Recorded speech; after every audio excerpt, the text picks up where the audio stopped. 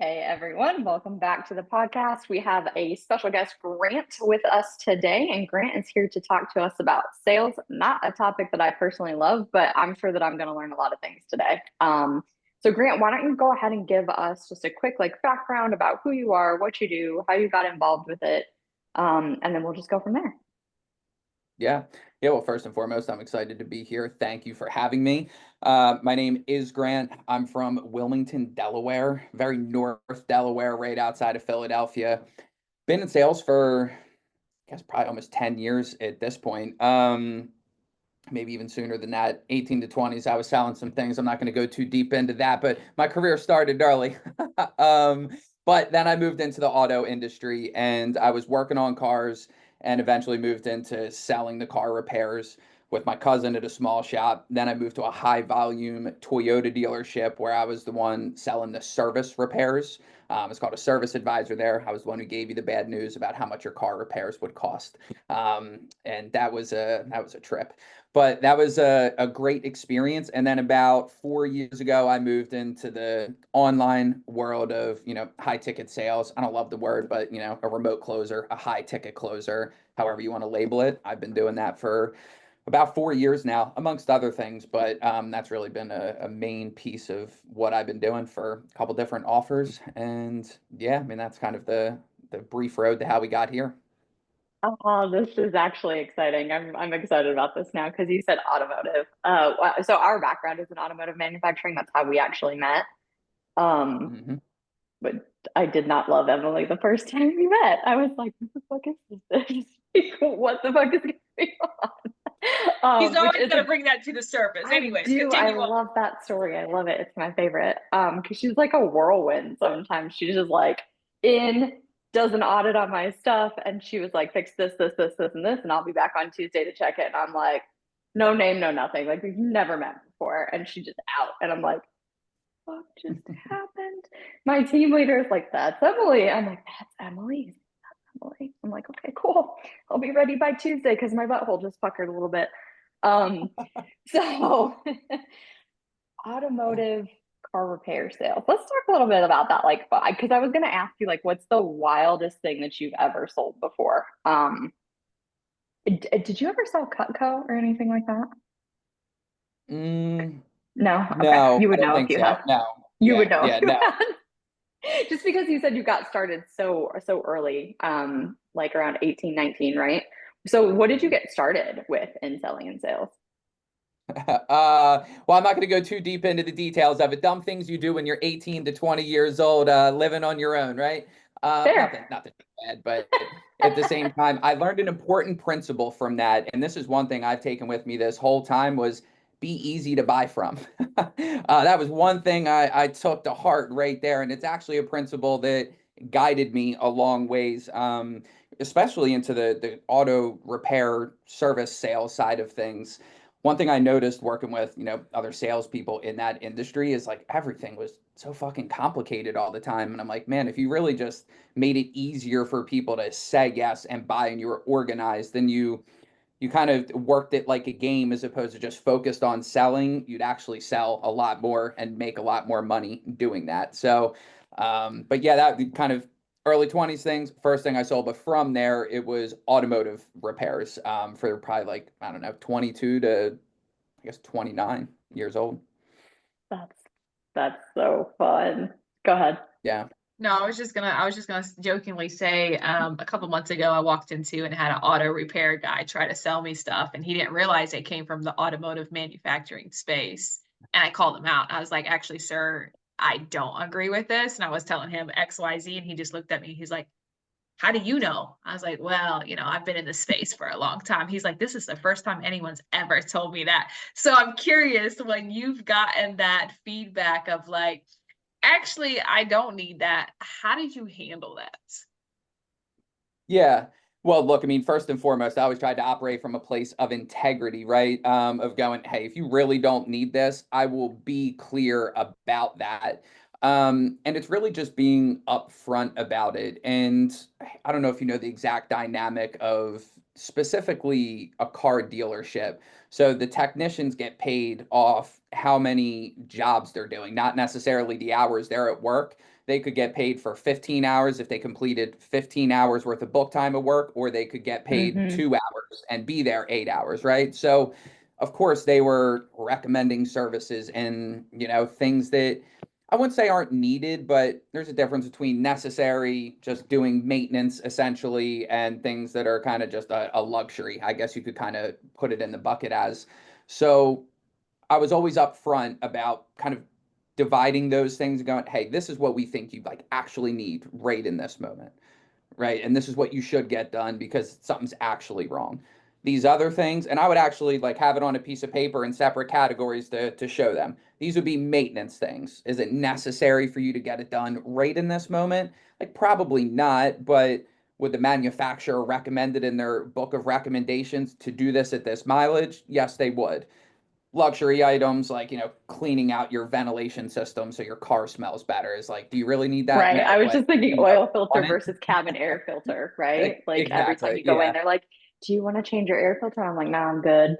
And then once I Yeah. finally do, I'm like, "Oh my God, it doesn't smell like dog in here anymore. I should do that every."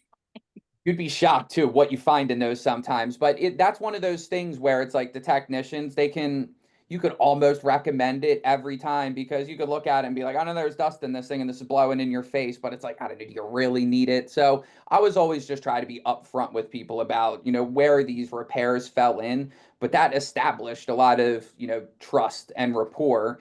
And a lot of that business was like treating it like my own business. And I had customers that would always come back to me and I'd leave them with hey, we knocked out this and this over the next 6 months. Let's get you in for this and this. And eventually, I mean, I'd walk into the dealership every day with 15 messages of people. Hey, I was in 3 weeks ago. You recommended this. I need to come back in and get it done. And it was really kind of building up trust and a client base through that. So I didn't have to like do any kind of slimy selling in that sort of way. And that's kind of, it was easy to buy from me. Like I wasn't a hard person to deal with and I was clear about everything. And that led to a lot of success in that industry. I love that. I remember when I went in and bought my first car, like my first brand new car, they brought the finance person in, and I'm like, I'm committed to getting the car, right? We're sitting in the office, it's me and my dad, my stepmom, and because my car had broke down several times before that, my dad had to come like tow me an hour and a half. He's like, you live 3 hours away. If this happens where you live or when you're on the way to work, like I cannot come and get you. You need to buy a new car. He's like, bite the bullet and do it, right? So we're sitting in the office, we're filling everything out, and the finance person's like, "Oh, you made great money. You did it." And I was about to be like, "Shut the fuck up. I'm not buying a car here today. I'm leaving. I'm going." And this is the car I want, right? It's the only car I came to see. It's the only car I test drove. Right away, I was ready to go.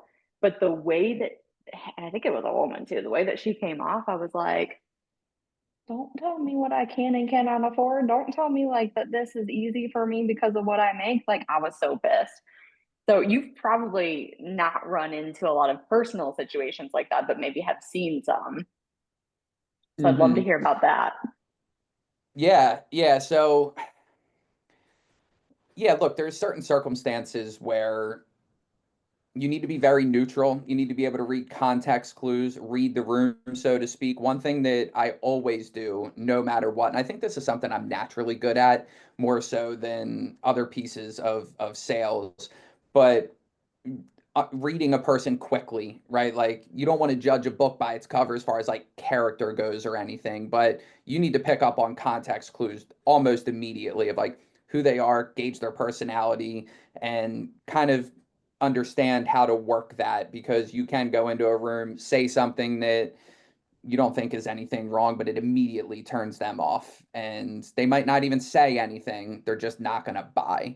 So it's kind of about holding opinions, making statements. It's really all just geared on, all right, who is this as a person and who do I need to be in relation to them in this scenario to make them feel comfortable enough through this process to buy. But yeah, I mean, I've seen a lot of scenarios like that where it's just like, oh man, why did you say that or why did you do that? Like if you were reading this person, you would understand that would have gone south. Okay, so now I'm gonna pivot this real quick because I have talk about slimy conversations. So by human design, I'm a manifester. And a lot of times when I make the decision to buy something, it's never because somebody pitched me in the DMs. Never. It's hardly ever does that happen. Usually I'll see something, I'll be like, ooh, I'm gonna go and like inform, like I want more information. And so I know that you're on Threads, and we see this a lot on social media with people sliding in DMs, and everybody has a different opinion of it. So let's just talk about that, of like the sleazy way and the right way, what works, what doesn't, like what are some myths that you've heard? And then we can also talk about some crazy ones that we've gotten in the DMs before.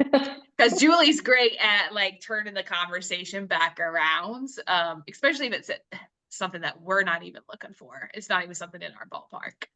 But anyways, with that being said, sliding in the DMs. Yeah, so I would classify it in a couple different ways. I think B2C, like if you're a business and you're sliding in customers' DMs, it's iffy. If it's B2C and it's like a biz op type of money making opportunity, I feel like that just comes off as kind of sleazy. You know, it's like, I've got this money making opportunity. I'm reaching out to you in your DMs asking you to buy something so I can help you make money. Like, I feel like that's a weird dynamic.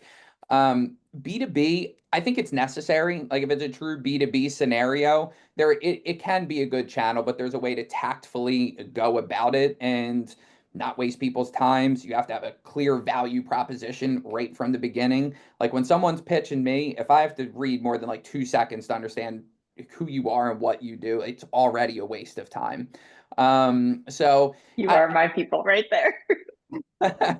yeah, I mean, it's a tough road to navigate. Again, I think B2C, it's a little weird, but B2B, I mean, a lot of business is done that way. And for example, I helped this lady, I was helping her, she's got a grant writing agency, helping her build her sales team. And I needed someone kind of specific for the role without going into too many details. It doesn't matter, but I was looking for something specific. And I remember I was with my wife and her family in a pontoon boat, middle of summer in the Delaware Bay, hanging out, drinking. And I got a DM from this young kid and I opened it up. He just caught me at the exact right moment. And he sent a Loom video just introducing himself, who he is, what he does, what he was looking for. And it just hit me at the exact same time I needed something like that. Right. And I was like, hey, let's hop on a call this week. And it ended up being a great fit. And he's done very, very well for it. And, you know, in a lot of ways, it's changed his life. He's been a very good asset for the team he was on. So I don't know. I mean, there's some good things that can come from it, but there's certainly loads of slimy practices. And for the most part, people absolutely suck at doing it. Is this where I go into story time?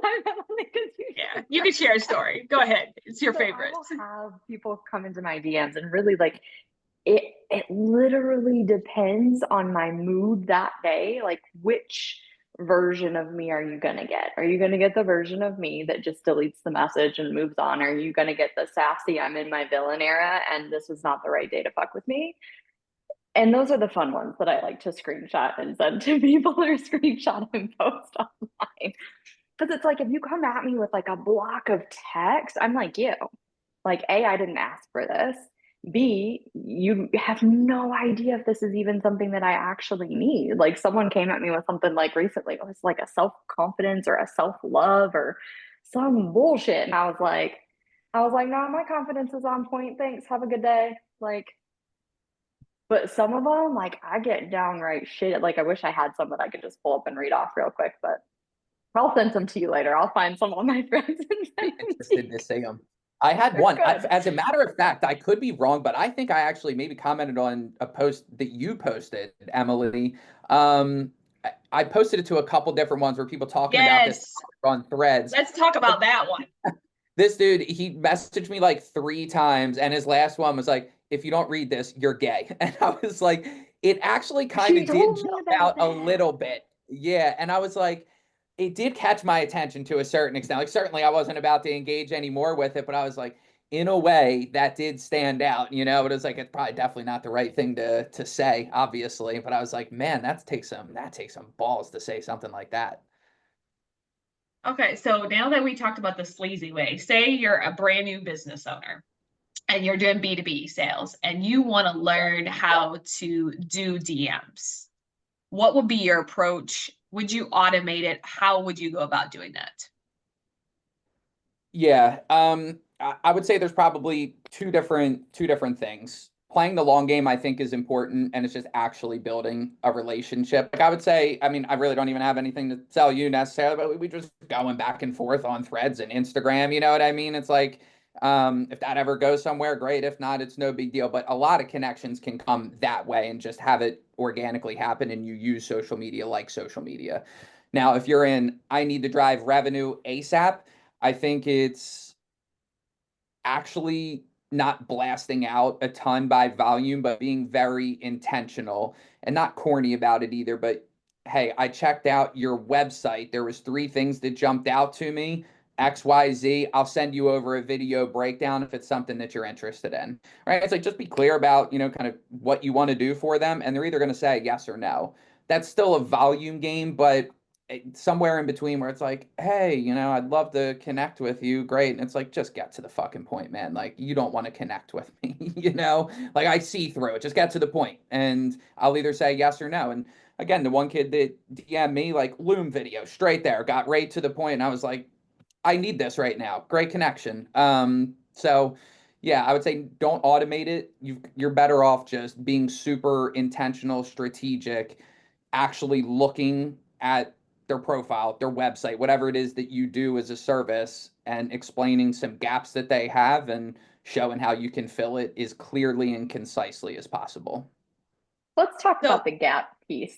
Sorry, I gotta talk about this because we get Yeah. emails about this kind of stuff all the time, right? Like I get emails about our website, which we don't really use. We have it; it's not up to date. We don't really use it.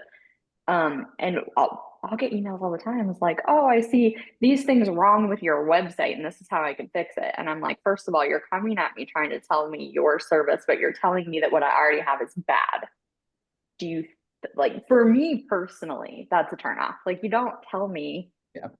that what I already have is shit, but let me make it better, right? Like that's just I'm like, okay, it can be shit in your eyes. I don't care. So let's talk about that. Yeah.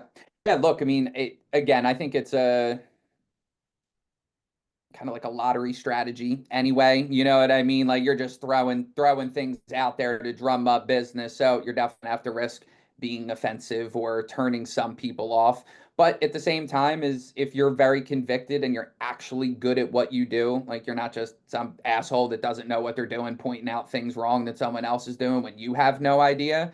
But if you're coming from a place like, no, I actually believe that these are gaps that you have, present it well, and look, some people will be, that'll be a turn off for them. They'll never buy from you anyway, and you're just another person in their DMs. But there's some people that, they might have woken up that one morning with an itch to make some extra money, wrong side of the bed, and whatever you say catches them at the exact right moment that causes them to respond. It's definitely a numbers game, but yeah, I would say that some people are going to take it a certain way. But I think if you're coming from a genuine place of like, I have actual expertise in this, and I do believe that what I'm telling you is true, at least you can go, hey, I was being genuine and true about it, regardless of how they felt.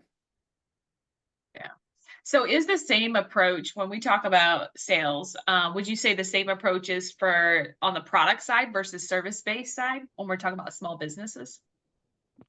Um, Clarify that for me, just so I can So answer best. say, because we kind of talked about, the DMs, like the B2B, that's, I was kind of looking at that as a aspect of a service provider in the small business space. But if you were Mhm. you had a product, so you weren't really service based, but you more so sold a Mhm. product, would your approach be the same or would it be different? That's a great question. Um, I probably a little bit different. I do feel like that whole strategy lends more to service based than product based. I don't know how many people are like going to get a cold DM or a cold email and buy like a digital product or even just like a trinket or something, a physical product. So I don't even know that I don't even know if I've ever had someone pitch me that like an actual product that way, right? I'm thinking back on, I'm like, I don't even know if that's ever happened to me. So yeah, I would say that's probably not an effective way to do it. Yeah, I think service based. Yeah, I mean, I guess there's some people that have come in and you could tell it's a money-making opportunity, which was probably just a course. I guess maybe that's a product, but yeah, I can't imagine a real scenario where that's going to land home really well. Interesting. I just like to hear other people's perspectives Yeah. on like what works and what doesn't. Yeah, for sure. hmm So how did you make the pivot then into remote closing and what you're doing now? Yeah, so it all started with the how to make money online YouTube search that I'm sure we've all gone down that rabbit hole Oh, quite a few yeah, we have. times. And it was, if I actually remember it, very clearly to this day, honestly, the exact moment, it mid-COVID, I wouldn't even say mid-COVID, like early on in the grand scheme of things, but so March of 2020, everything went down. They laid off like 90% of the dealership. And, I was kept on because I was, one of the best sales, people there. I really helped keep it going. By July, though, I was just like, fuck this. I cannot do this anymore. Like, this is going to kill me. So, sitting on my back patio at From the like a house I was soul renting at the crushing time. perspective, but or something else. Yeah, no, like soul crushing perspective. Okay. It was killing me. Okay. It's actually kind of funny Automotive. too. There was like a theme song to it. So in the dealership, they played the same probably CD or something. It was like 25 songs on repeat. Um, and there was this one song that played the final countdown. It's like the final countdown. And I heard it all the time, and it just became like an earworm that pissed me off. And I remember one day in the summer, it was hot as shit. I was walking up, and like there was this long, garage essentially where all the cars were worked on, and the bay door was open. And this song was like echoing throughout it, and it just got like louder as I walked towards it. And I was like, I have to leave this place, or I might burn it down. So all of that to be said, though, it led to the YouTube search. I started with drop shipping. Didn't really have any success with that. Moved to trying to like run Facebook ads for service-based businesses. Got a couple clients that I knew locally. And then from there, I kind of got into the info product space, whether it was, creating courses or, being an affiliate for someone else's. And that was the first thing that I really started to do well with. And then who I got that, course from, I was like, hey, we actually have some sales positions open essentially. And I was like, well, I've been selling car repairs for years. No one ever wants to buy those. I can't imagine what it's like to sell something that people actually want. So I moved into that, and I've been doing it ever since. That's awesome. That's awesome. So, Yeah. and I love that you're like, oh, we've all done that Google search because yes, we have, right? Yes, we have. Yeah. Do you think that anyone can be good at sales and selling? No, Ooh, no. tell me more. Evidence would just suggest otherwise. I've seen people come and go in the car industry. That one was brutal. Like that was a tough, everything was an argument kind of, and I saw some people come in there. Like there's this one girl, I mean, she was super young. She was like 19 and was just getting like steamrolled by these customers. She was like crying under her desk one day. And I was like, Oh no. you're never going to make it here. You know what I mean? I hate to say it, but this just isn't for you. Um, but also in the kind of high ticket space, at one point we had a team of, I was on a team of 170 sales reps. Like we were doing high volume, and most of them, I wouldn't say most, that's not fair. A lot of them weren't good, and you could just tell there was never going to be that like true click. Like it can still get by, they can sell some, but to really make like a career out of it and hang in there and, do really, really well. I don't think everyone is capable. There's a certain level of doing the actual thing, like the communication, being good at it, having tough conversations, know how to navigate all that properly. I think that can be learned, but there still is a very natural something. It's like the intangible that's hard to put on. It's like but when you see it, it's hard to put your finger on exactly what it is, but not everyone has it. Okay, that's so interesting because we see so many people, I feel like in this like the self-development space, the coaching space, that they're like, if you can't sell, like you just have a resistance to selling and there's just da da da da da and you have to get past your resistance. That's why I was asking the question because I feel like there's a lot of people that, will say like if you're passionate about your product, if you're passionate about, your business or what you do, then you absolutely should be able to sell it. And hmm so I guess that's kind of like a little bit of a caveat and or spin-off to the previous question of like, if someone is super passionate, like, have you ever seen people in sales that either it was like the passion was lacking for what they were selling, or it's just flat out that selling and sales is not their thing, or maybe both? Yeah, well, look, I would say that's a really good question.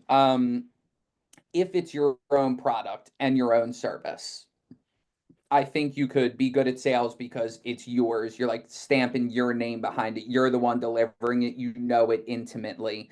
Right now, if that same person went and was a sales rep for some other offer, and you know what I mean, is like they might Mm-hmm. not be good, but they can probably do it because it's their own service. And I think there is a level of that. I mean, if it's the thing that you're doing, you're really passionate about it, yeah, that can, you can make up enough skills and ground to sell your own thing. But again, I think if you took that exact person was like, go sell this, I don't know, high ticket coaching program that's 10 grand, like, and they're not good generally, right? They don't have whatever it is. I think it'll be really tough for them. Now, if it's their own, yeah, I think they can get by on that. So maybe that's a caveat, I guess, but specifically doing like a sales role, if it's not your product and you kind of don't have the chops, so to speak, it's going to be a rough go. And you see it happen. I mean, the sales industry, the churn rate is insane. It is because it's tough, right? I mean, you're trying to convince someone to buy something typically that they either didn't know existed or they're maybe a little bit wishy-washy about it. So you're trying to bring them into this level of believability that's going to also pair with them wanting to part with their hard-earned money to purchase Hmm. something that, I don't know, could be the best thing they've ever bought in their life, and it could be the shittiest experience ever, right? Yeah. Yeah, and that's why you do, even as a sales rep, like block number one that you have to have is true conviction in the product. If you don't, nothing else matters, right? And you could ask someone, like if you were to go to a sales rep and you would ask it in a different way, you could insert XYZ client result. But if you went to any sales rep and you were like, how do you feel about XYZ client results for what you're selling? You'll know within 2 seconds. Just by their initial react, they're either gonna be like, it's incredible, right? They like lean in and like, no, this is the best thing I've ever sold. Of course I have conviction. And if it's even like, it's like, well, you don't even believe in it. You're not going to be able to transfer that belief to someone else. And that's important. A lot of sales is the communication piece, working out the logistics, but most of it is a transference of belief into the other person. It's like, no, I know I can help you, and what we have is the right solution for you. You like, I need to take that belief that I have and find a way to get it into you, and that can be through the words you're speaking, the conversation you're having, the body language, the energy, and I think the language and the conversation, that's a skill that can be worked on, but those other dynamics, I guess you would say, like the energy, the intangibles, that makes up huge ground that needs to be there. For sure, for sure. Because you can see some people that are just like fucking oozing with charisma, and you're like, they could sell a fucking popsicle, a ketchup popsicle to a woman in all white with white gloves, right? On a Yeah. 120-degree day in Arizona, and they've got it. This is so fascinating to me. So, have you studied much of like sales psychology? Yeah, a good bit. I would say it's hard sometimes. Is you almost start to know too much, right? Like some of the best salespeople, they Mm. come in and it's right from the beginning. They have this like kind of ignorance on fire. It's like they don't know anything. They're just excited, and they believe in what they're selling. It's like you're like you watch their calls. How did anyone buy that? It's like what you said make any sense, but they're excited, right? And it's like the more you learn, the more you can start overthinking it. But yeah, certainly sales psychology principles, do go into it for sure about different buyer types, getting someone emotionally and logically aligned correctly to actually make a decision. Or there's definitely a lot that goes into it, but it's kind of balancing. Don't overthink it at the same time. What would you say has been like one of your best resources to learn on the sales side? Whether it's a book, podcast, like what would you recommend? It's being on calls. period. I mean, there's good resources out there to learn, but all of it is theoretical. You know what I mean? Like I was in a high volume situation and literally like thousands and thousands and thousands of calls. And people probably look at that and they're like, oh my God, I never want to do that. Right. And I totally get it. That's why it's not for everyone. But being in the trenches, I've spoken with, thousands of every type of human being at this point. It's nothing will replace just getting reps in and being in the game. Outside of that, though, I definitely think reading books on kind of the classic sales style of things, it maybe not everything applies. You really need to know how to take the meat, leave the bones, apply what's still relevant today, but classic sales books like Zig Ziglar stuff. But I think nowadays, some of the psychology backed things about how people just actually operate and make decisions is, good resources to look into. I do like, I don't agree with everything about his like kind of hustle culture side of things. He seems like he kind of doesn't have a huge life outside of work. But like Hermosi, his sales training Hmm. specifically, got a lot of really good stuff in there around, actually just communicating with people and not backing down to every objection that comes up. All the other stuff I could take or leave, but he does got good sales training in that regard. I appreciate that you said like you don't align with the hustle culture because fuck, man. Like Yeah. how many people have probably gone to like and I feel like that goes with a lot of these big name people, whether it's like a Grant Cardone or a Tony Robbins or Alex Hormozy of like you do it this way and you just keep going and you keep going and you keep going and you'll get results. Yeah, For I some think it of them, I'm like, works oh, for some people, you know what I for mean? some And like I people. don't think but that's not for everyone, you know? And like I don't think some of those guys would know what to do with just a few free minutes of just chilling out and not being obsessed about it, you know? Um, me, I'm like I like golfing on Saturday mornings and drinking a few beers and not worrying about, the business side of things and taking a moment to, have a beat, go out to dinner with my wife and not think about it, right? And they're the kind of like, nah, I just want to work 14 hours a day and which is like I can produce results for sure, but it's not the only way. I guess it comes down to just being in alignment with what you actually want in life. That's What huge it, right there. yeah. What are some things that you do on a daily basis that kind of keep you your mindset right and keeps you aligned? That's actually a really great question as well, because, and I'll preface it a little bit, before I go into just my kind of routine, is that every time I'm in a sales slump of some sort, right? It's like calls aren't going well, just, not doing the numbers I want to be doing in the position that I'm in. I typically don't look to the things I'm doing on calls first. It's everything I'm doing outside of it. And, for me, it's like consistently working out. I got my, 4 days a week kind of lifting routine, like keeping that, eating well, trying to sleep well, obviously balance the relationships with my wife and doing things I enjoy doing. And when all of that's aligned, I show up way better energy wise to the calls because at this point, depending, whatever offer I'm selling at that time, like I have the word tracks down, it's not like everything's a script, but you've got things you go back to in a flow in a conversation.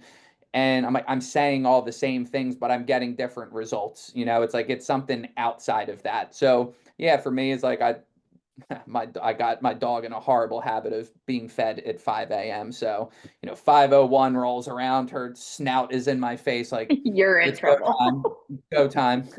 um, so get up early, feed the dog, have a coffee, work out, take her for a walk, and really kind of start my day. And then after work, it's spending time with my wife, my friends, doing things outside of it that give me the energy and focus that I need to actually perform on the calls. Man, I really wish you knew your human design.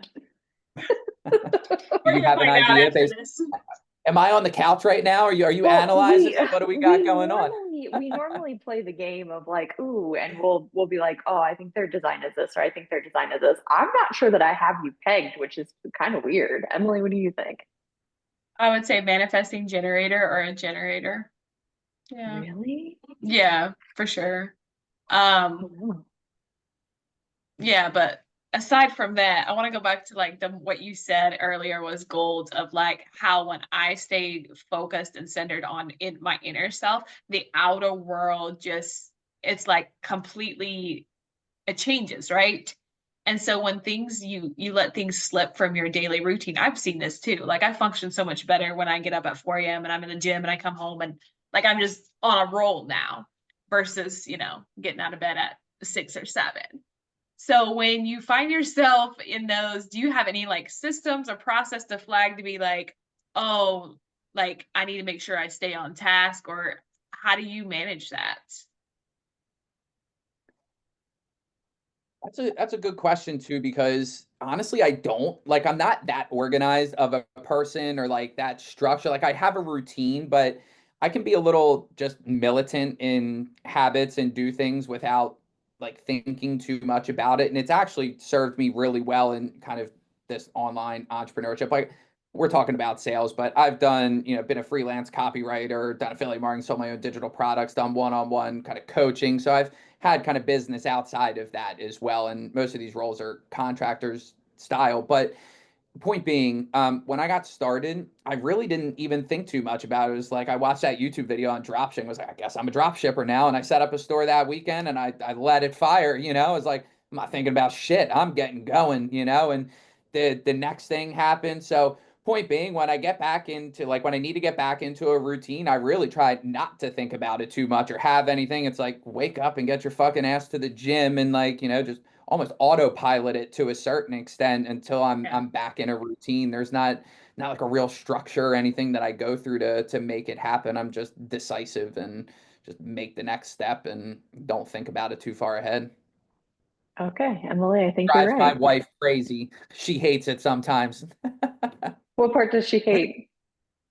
That I have no plan most of the time. Like I feel like I've got some long-term plan, but she's A type personality, like the cooler's packed 3 days before we go to the concert style type of thing. And I'd wake up that morning and be like, do we have beer? you know? So we'll hit the liquor store, it'll be fine. So that part, I guess, but it served me well in a lot of other areas. It's like, well, just do the thing. I mean, something pops up, just get it done and do it and do it and do it. So but that is something I know I could probably work on as well as being more intentional and strategic about things. It's not a perfect situation all the way around. But if That's it so works funny. too, I mean, and the way you explained your relationship with your wife, like, oh, she's the planner, like that's a perfect match. Yeah, it might It drive her really is. crazy, and you might drive her, vice versa. But when I think Mhm. about me and Julie, like we're like yin and yang. And so once we understood certain things, especially communication, like that was a huge one for us to understand, like how to communicate things, how we both like to be communicated to, what we appreciate, but that's huge just to be able to also have that balance, and not everything needs a structure. And that's the Virgo side of me, like let's put structure The in place real planning, quick. though. So, like your wife being a planner, like Emily is the one that needs to have an action plan, and I'm very much like, go with the flow. And sometimes it drives her fucking nuts. so, Yeah. so I've learned to be kind of like, okay, what do you need? Like, what do we need to plan out, or what kind of like steps or like, framework do we need to put in place that's going to be helpful for you in the way that your brain processes? And then I'm the one that kind of lets us pivot and flow a little bit more. So, but it's also been hugely helpful for me too, because now I have a beautiful whiteboard over here of all the shit that I need to get done in the morning. So I can stay in alignment. And so I can have a good day. And exactly what you said, like when your inner world is in alignment, then everything outside of you just kind of falls into place. Yeah. Yeah, and the communication, I mean, I think that is the fundamental skill in sales, right? Just to kind of bring a full circle back into it. And I think what people struggle with most of the time in sales, and I think this is the biggest gap they could make up, is just be fundamentally a good communicator. Just be clear, know how to communicate with the person that's on the other side of the camera, the room, wherever, your selling space is, I guess. And we do it all day, every day. But it's like when we get on a sales call, the dynamic changes and we sometimes just forget how to communicate like a regular human being that we would do in every other situation. And if you can really dial back into that, and it's funny. I would, train people and review some of their calls, and they'd be like, "Oh, well, I'm saying this, this, and this." And the first thing I notice, I'm like, "Dude, this isn't you. You look like a fucking hostage on camera right now. Like, is there a gun to your head or something? Like, did you forget how to communicate?"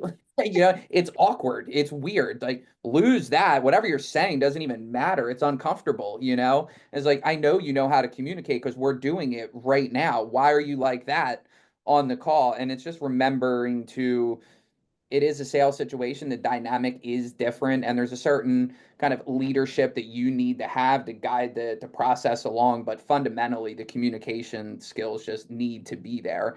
And again, if you're practicing that outside of sales conversations and you communicate well with your partner, your spouse, your family, guy you walk by at the convenience store, whatever it is, you'll bring that skill onto the sales situation as well. I love the Yeah, be hostage human. part. I'm like, how do we incorporate that into our like work calls now? Like, are you a hostage right now? Like, I fucking love that. You've seen people on calls, right? Or you've like almost like maybe the other person you're talking to, you're like, God, what's going on? Why are you so like tense and I'll tight? start to zone out. Like, I will literally just start to like zone out. I'll be like, this doesn't even fucking matter right now. And then I'll be like, nope, you're zoning out. Like, focus, tune back in. No, I'll tune back in. Oh I Mhm. think yeah. though the same thing with the communication, just to go along with your sales point, is also the people that you see on social media. The amount of times I've gotten on Zoom calls and they've been like, "Oh my goodness, like you're the same on a Zoom call than you are on social media." And I'm like, "Why wouldn't I be? Like I don't have the time or the energy to be someone that I'm not." And so it's like Mhm. being the same authentic person no matter what the situation. Now, in the past, in the dating world, that was a completely different conversation because it wasn't comfortable for me, right? But learning Mhm. that and knowing that and just being authentic. And also, I think that a lot of times with a sales call, because there's money and it's got like this, not this like energy of like, oh my goodness, like I have to land this or I'm selling them, or it's got like this different energy around it when people put it on a pedestal. And then it becomes like this, like different conversation. Yeah. And then you project, right? Your customer might not even feel that yet, and you're projecting it, right? And then all of a sudden they're mirroring back what you're projecting and how you feel inside. And it's always internal, right? You can't control everything about what the other person does. But for example, I was training someone. It was a kind of a higher ticket price, and I could tell they were like choking when they were saying the price. Basically, and I was like, "Do you think this is a lot of money?" And they're like, "Yeah, I think it's a lot." I'm like, "Well, then your customers are too." It's like you start to project how you feel, and you don't have to say it. There's some sort of energy exchange that happens. Your potential customers start mirroring you and your energy. So you really do have to go into it with a healthy mindset about it, and just communicate like a normal person and not have all these things going on in your head, especially too because it's hard not to do this. We're human, but at the same time you're making it all about you, right? You're being selfish. You're worried about how you feel through the conversation. You're worried about how you feel about whether they like you or not. And all of a sudden, it's not about the customer anymore. And if you're always just making it about the customer because you're coming from a healthy mindset and a healthy place, you can pour into them and they feel that, right? And then the words you say matter less and less in that time. And, that's a strong dynamic to be able to hold in a sales call. I love that. I once upon a time I was a ghostwriter and I wrote a book for a guy called his name's Cody Askins and he's big in the insurance world.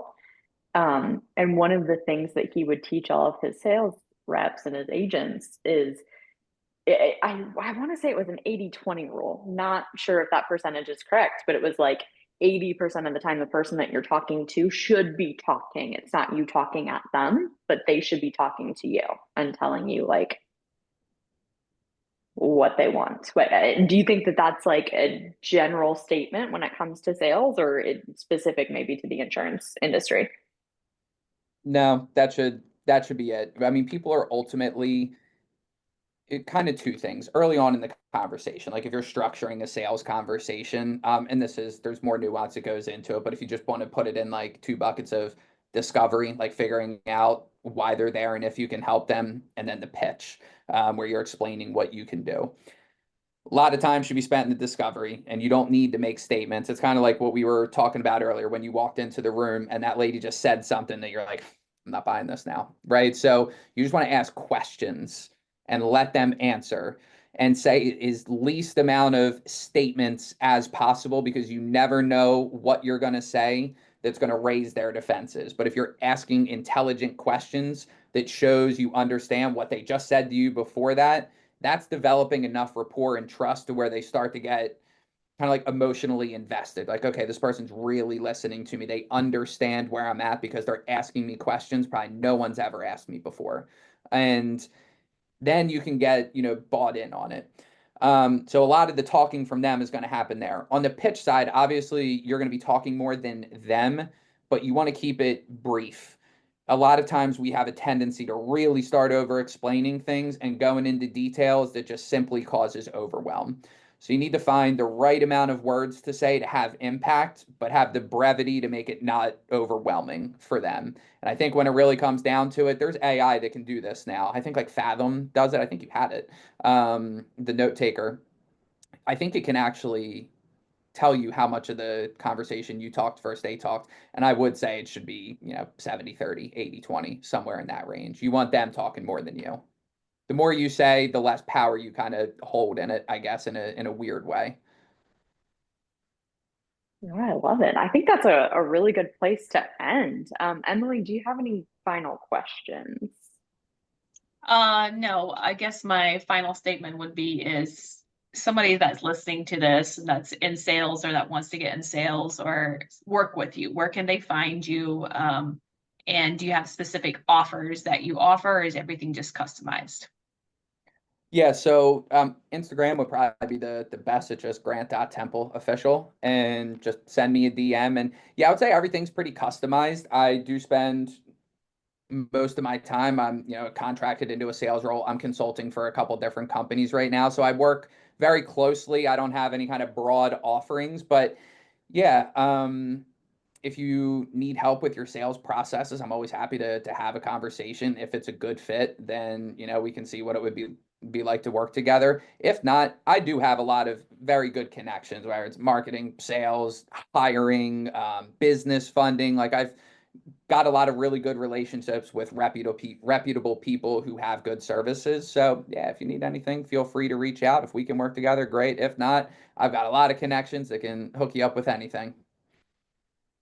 I love that. I love that. Is there any last thing that you would like to say to anyone listening right now, whether it's sales or otherwise?